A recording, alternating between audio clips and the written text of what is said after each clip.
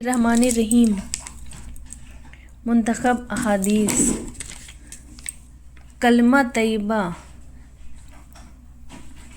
ایمان لغت میں کسی کی بات کو کسی کے اعتماد پر یقینی طور سے مان لینے کا نام ہے، اور دین کی خاص اصطلاح میں رسول کی خبر کو بغیر مشاہدہ کے محض رسول کے اعتماد پر یقینی طور سے مان لینے کا نام ایمان ہے۔ قرآنی آیتیں۔ اللہ تعالیٰ نے رسول اللہ صلی اللہ علیہ وسلم سے ارشاد فرمایا، اور ہم نے آپ سے پہلے کوئی ایسا پیغمبر نہیں بھیجا جس کے پاس ہم نے یہ وحی نہ بھیجی ہو کہ میرے سوا کوئی معبود نہیں، اس لیے میری ہی عبادت کرو۔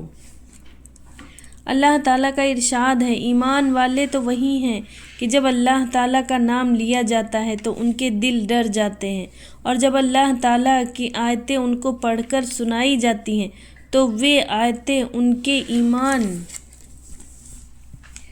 کو قوی تر کر دیتی ہیں اور وہ اپنے رب ہی پر توکل کرتے ہیں۔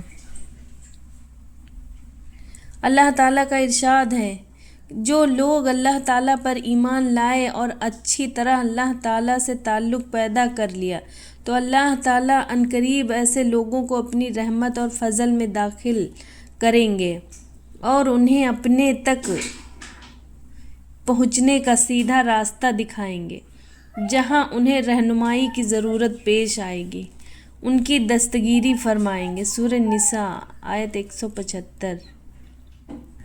اللہ تعالیٰ کا ارشاد ہے، بے شک ہم اپنے رسولوں اور ایمان والوں کی دنیا کی زندگی میں بھی مدد کرتے ہیں اور قیامت کے دن بھی مدد کریں گے، جس دن اعمال لکھنے والے فرشتے گواہی دینے کھڑے ہوں گے۔ سورہ مومن آیت نمبر 51۔ اللہ تعالیٰ کا ارشاد ہے کہ جو لوگ ایمان لائے اور انہوں نے اپنے ایمان میں شرک کی ملاوٹ نہیں کی، امن انہی کے لیے ہے اور یہی لوگ ہدایت پر ہیں۔ سورہ انعام آیت نمبر 82۔ اللہ تعالیٰ کا ارشاد ہے، اور ایمان والوں کو تو اللہ تعالیٰ ہی سے زیادہ محبت ہے۔ سورہ بقرہ آیت نمبر 165۔ اللہ تعالیٰ نے رسول اللہ صلی اللہ علیہ وسلم سے ارشاد فرمایا، آپ فرما دیجئے کہ بے شک میری نماز اور میری ہر عبادت، میرا جینا اور مرنا سب کچھ اللہ تعالیٰ ہی کے لیے ہے اور جو سارے جہاں کے پالنے والے ہیں۔ سورہ انعام 162 آیت نمبر۔ نبی کریم صلی اللہ علیہ وسلم کی حدیثیں۔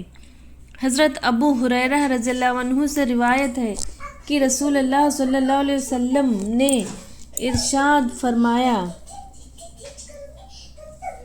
ایمان کی 70 سے زیادہ ساکھیں ہیں اور ان میں سب سے افضل ساکھ لا الہ الا اللہ کا کہنا ہے، اور ادنیٰ ساکھ تکلیف دینے والی چیزوں کا راستے سے ہٹانا ہے، اور حیا ایمان کی ایک اہم ساکھ ہے۔ مسلم میں۔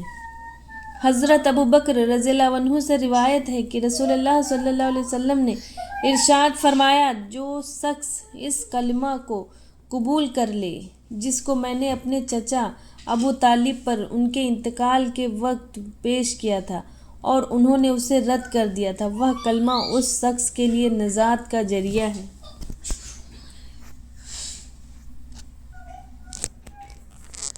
نجات کا ذریعہ ہے۔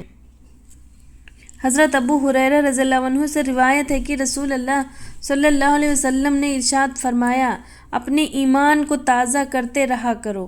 عرض کیا، اے اللہ کے رسول، ہم اپنے ایمان کو کس طرح تازہ کریں؟ ارشاد فرمایا، لا الہ الا اللہ کو کثرت سے کہتے رہا کرو۔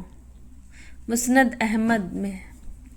حضرت جابر بن عبداللہ رضی اللہ عنہ فرماتے ہیں کہ میں نے رسول اللہ صلی اللہ علیہ وسلم کو یہ ارشاد فرماتے ہوئے سنا، تمام اذکار میں سب سے افضل ذکر لا الہ الا اللہ اور تمام دعاؤں میں سب سے افضل دعا الحمدللہ ہے۔ ترمذی۔ فائدہ، لا الہ الا اللہ سب سے افضل دعا لا الہ الا اللہ سب سے افضل اس لیے ہے کہ سارے دین کا دار و مدار ہی اس پر ہے۔ اس کے بغیر نہ ایمان صحیح ہوتا ہے اور نہ کوئی مسلمان بنتا ہے۔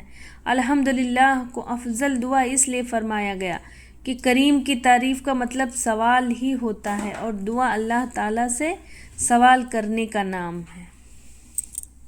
حضرت ابو ہریرہ فرماتے ہیں کہ رسول اللہ صلی اللہ علیہ وسلم نے ارشاد فرمایا، جب کوئی بندہ دل کے اخلاص کے ساتھ لا الہ الا اللہ کہتا ہے تو اس کلمہ کے لیے یقینی طور پر آسمان کے دروازے کھول دیے جاتے ہیں، یہاں تک کہ یہ کلمہ سیدھا عرش تک پہنچتا ہے، یعنی فوراً قبول ہوتا ہے، بشرطے کہ وہ کلمہ کہنے والا کبیرہ گناہوں سے بچتا ہو۔ فائدہ: اخلاص کے ساتھ کہنا یہ ہے کہ اس میں ریا اور نفاق نہ ہو۔ کبیرہ گناہوں سے بچنے کی شرط جلد قبول ہونے کے لیے ہے، اور اگر کبیرہ گناہوں کے ساتھ بھی کہا جائے تو بھی نفع اور ثواب سے اس وقت بھی خالی نہیں۔ سبحان اللہ۔ اللہ ہم سب کو کلمہ طیبہ پڑھنے کی توفیق عطا فرمائے۔ ایک بار پڑھیے بسم اللہ الرحمن الرحیم۔ اشہد ان لا الہ الا اللہ وحدہ لا شریک لہ واشہد ان محمدا عبدہ ورسولہ۔ لا الہ الا اللہ محمد الرسول اللہ۔ لا الہ الا اللہ محمد الرسول اللہ۔ لا الہ الا اللہ محمد الرسول اللہ۔ السلام علیکم ورحمۃ اللہ وبرکاتہ۔